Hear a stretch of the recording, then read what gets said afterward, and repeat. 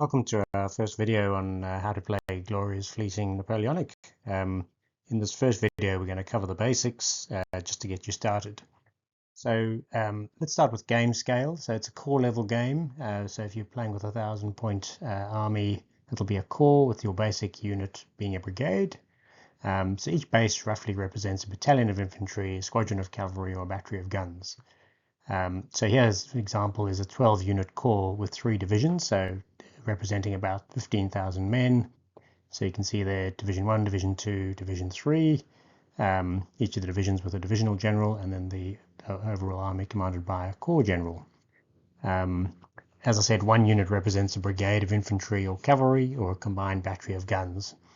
To give you a sense of that, so 4 bases is a small unit of 1,200 to 2,000 infantry or 500 to 800 cavalry, whereas a large unit of 6 bases would be 2,000 to 3,000 infantry or 800 to 1,200 cavalry, and then 2 bases of guns represents a battery of 12 to 19 guns, and 3 bases 20 to 30 guns. When it comes to basing your figures, this is all for 12 to 18 millimeter figures. The rules are suitable for 6mm or 28mm, but we'll cover just for this scale through this series of videos.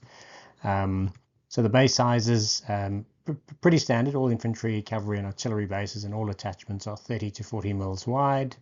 Your corps and divisional commanders are 40 mils square. A limber, which goes replaces the battery when it's moving, is 40 mils wide and 80 mils deep. Then you need a line of communication marker which sits on your baseline. That's 60 by 60 mils. And then you don't see these often, but if you take a redoubts, they have a depth of 10 mils and a width of 160 mils. So then let's talk figures per base. So line infantry are 6 or 8 figures. It's optional. Regular light infantry, so they have the 6 to 8 figures on the back base, but 3 or 4 figures on the front base.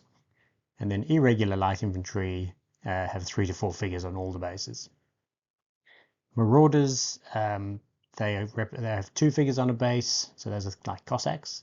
Other cavalry are 3 figures on a base, and artillery have 1 gun model and 2 to 4 crew per base. Entirely up to you. Finally, corps commanders should have 3 figures on the base, divisional commanders 2 figures on the base. Brilliant commanders can be 1 or 2 figures, and ADC markers, if you choose to use a figure, it's kind of 1 figure on a base, or some people just use tokens to represent their ADCs. When it comes to organizing the army, so every army must have at least 2 divisions, and every division must have at least 2 units in it. So 1,000-point army sizes typically range from 11 to 16 units, but on occasion we see very elite armies with maybe 8 units, or really big armies with 18, even 20 units sometimes. So how's it organized? So you'll have your CNC, and all artillery units must come under the CNC if you have artillery units in your army, as again, some armies only have artillery attachments. Then you get an infantry division, which must consist only of infantry units. A mixed division, which must have at least 1 infantry unit and 1 cavalry unit. And then a cavalry division, obviously, is only cavalry units. When it comes to attachments, so attachments can include infantry, artillery, cavalry, or brilliant commanders. So think of these as extra brigades, or sorry, not brigades, extra squadrons or battalions attached to the unit, to the brigade. So you get skirmish attachments, which represents up to a battalion of light infantry, and that adds 1 dice to your skirmish fire. An artillery attachment represents a divisional battery operating in close support, so that adds 2 dice to bombardment up to 6 inches, and also adds to volley fire. And then a cavalry attachment represents about a squadron of cavalry, and their effect is to reduce enemy skirmish fire.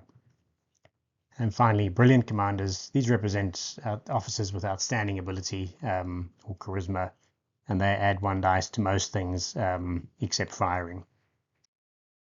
The formations, so standard battle formation, we assume that the battalions and the squadrons within your brigade are formed up according to what their needs are, local conditions, as the CNC. You don't need to worry about that. So a small unit is 2 wide and 2 deep. A large unit would be 3 wide and 2 deep, or it can be 2 wide and 3 deep. That's up to you. Unlimbered artillery, so you place the guns next to each other and then the limber to the rear. Whereas when it's limbered, you remove the limber model, you remove the unlimbered guns, and you just have the limbered model facing in the direction of movement. Then you get march column, which can be used by infantry or cavalry to move on roads, so that's single base wide. And then squares, so this is only for infantry, and the bases are turned to the side and the rear, as you can see in the diagram there. And it's a reminder, irregular infantry can't form square. So that's kind of it on the basics. Yeah, in the next video, we'll talk about setting up a points-based game. So we'll see you there.